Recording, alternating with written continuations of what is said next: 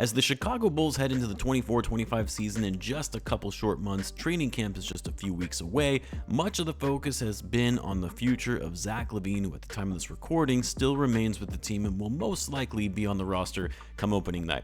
But with the Bulls signaling a new direction in a youth movement, there hasn't been as much talk about the future of Nikola Vucevic, who, after the Bulls traded DeMar DeRozan, that sign and trade deal to the Kings, is now actually the oldest player on the roster, as he'll be turning 34 when the season begins. And initially, I wasn't surprised by this, because if you think about the market for Zach Lavine and how there's little market for him right now, the trade market for Vuce is even worse, given there are so few teams who are in need of a starting center and one that is in his mid-30s and still has 2 years left on his contract at $20 million a year. You're really talking about teams who are competing now, veteran teams who are in need of an upgrade at the center position, where Vucevic would actually be an upgrade for them. And I made a video at the beginning of the offseason on why it's going to be so hard for the Bulls to find a trade for Vucevic given his age, production, lack of need from other teams, and of course his contract. And now the Bulls are more or less stuck with him, unless they want to attach assets to get off of his deal, which they're not going to do. They're not going to do for Zach Lavine. They're not going to do that for Nikola Vucevic either.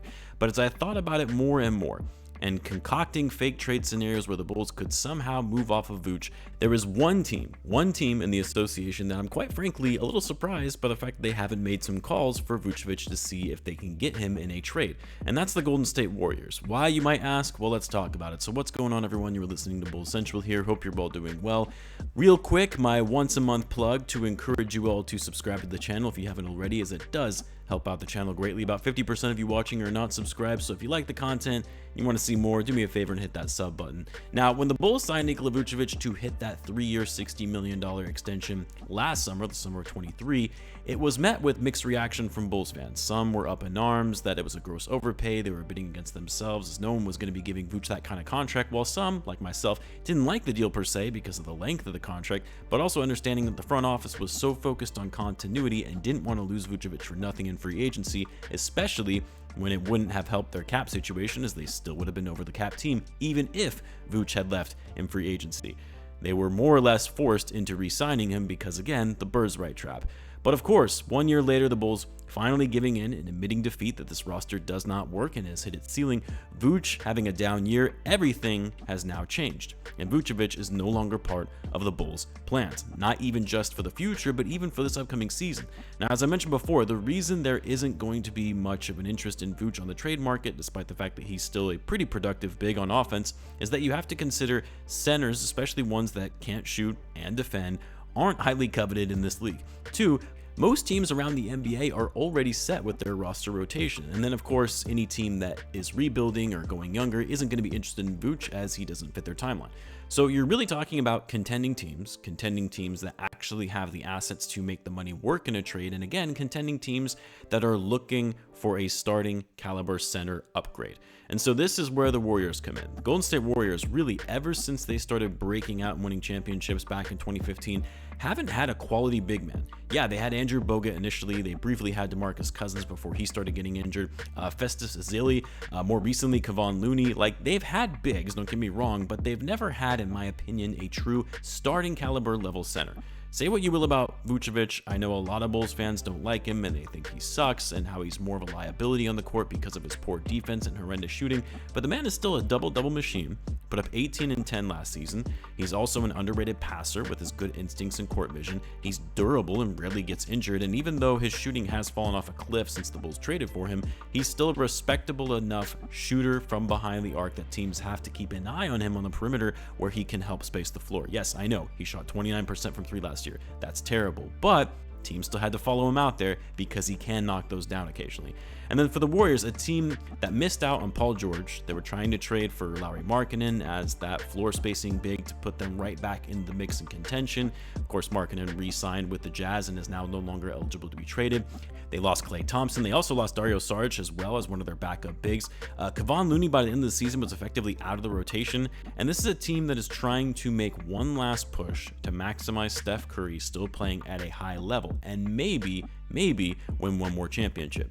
Getting Vooch isn't going to get them there, by the way, not even close, but it's a piece that would be an upgrade at center, and for the Warriors, they're going to be or should be desperate enough to take any upgrades that they can get. Now, I personally think the Warriors are done, the dynasty is dead, and we won't be seeing championships from them anytime soon, but that doesn't stop them from doubling down and still making win now type moves. And even though Vooch doesn't put them over the top by any stretch of the imagination, he does actually fit the Warriors pretty nicely in that he's an above average passing big. The Warriors need a center that can act as a hub on offense. Usually they have Draymond Green playing that role, but he's far too undersized to be playing the 5, and that has become more and more apparent as Draymond has aged and dropped off a bit in terms of his athleticism and leaping ability.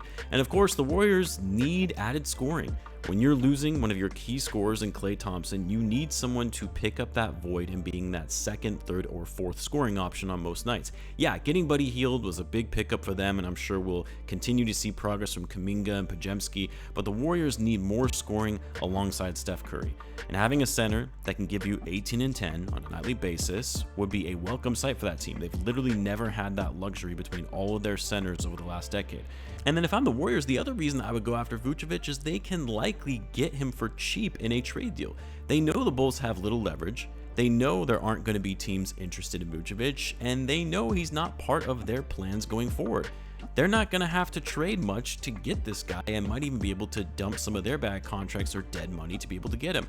And so what would a trade look like? Well, there aren't that many trade packages that would actually work or make sense for both sides. No, the Warriors are not going to give up Kuminga, Moody, or Podziemski, one of those guys for Vucevic. It's just not happening. And no, they're not giving up first-round picks either.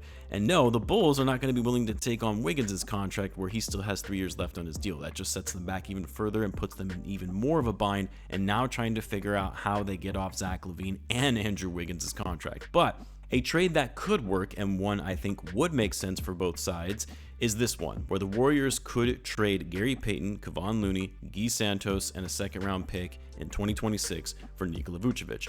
Why this works for the Bulls is Payton and Looney are expiring deals. They likely wouldn't extend them, so it frees up more money on your books going into the summer of 2025 instead of having Vucevic still on the books for $20 million in the 25-26 season.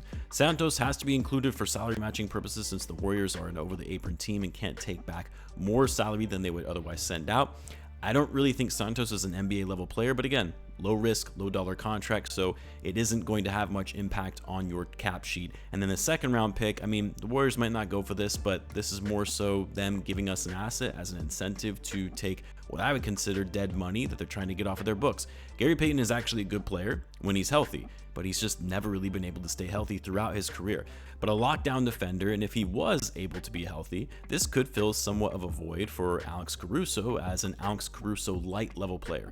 And then Kevon Looney, not really sure what happened to him. Maybe in a new environment on a new team, he'll do better. But even still, it's not like the Bulls would need to keep him around beyond the season. And you free up that cap space, or he does better than expected, and you can re-sign him to a cheap deal, much less than you would otherwise have to have paid Vucevic. But yeah, I mean, that's really the only trade scenario where I would see it working out for both sides that they would agree to. Sure, I guess there is a world where the Bulls could or would take on Wiggins in a trade for Vooch if the Warriors are willing to throw in an unprotected first, which could be highly valuable of a pick in the future after Steph is no longer with the team. But really, I don't see the Bulls taking on that risk because they would more than likely have to fork over another first round pick just to try and flip Wiggins' contract. So that's really the only scenario where I can see this working. Otherwise, yeah, the Bulls are more or less going to be stuck with Vucevic.